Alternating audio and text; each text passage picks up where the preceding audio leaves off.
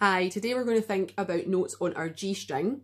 So we're thinking about building the scale on the G string. We've got G, first finger is A, second finger is B, third finger is close and the note C. So G, A, B, C. And we're going to be using that scale in a piece called Little Bird. Now, bar 3 and 4 of Little Bird is the G major scale.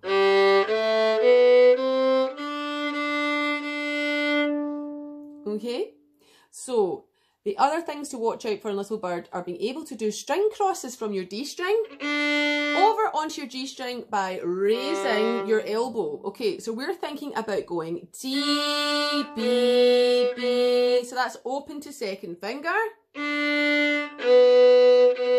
And raising our elbow to get a nice transition from the D string to the G string. And then in the next bar, we're going to stay on the G string and just do C, A to first finger. Okay, so first line.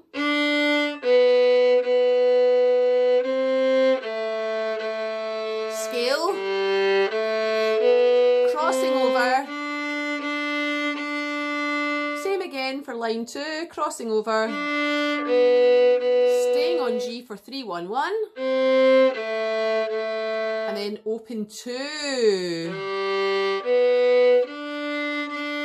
Back to 2. Now the last line of this song is quite scaly as well. We're going to start in first finger on G and the note A. A,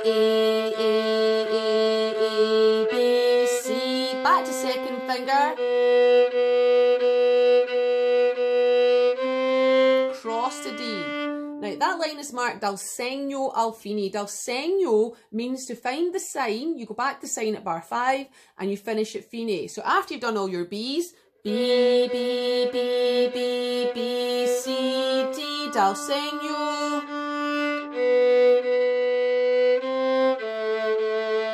G2, D, D2, and you're finishing on that B. Okay, so what does that sound like now with the accompaniment? Let's pop that on. Here we go.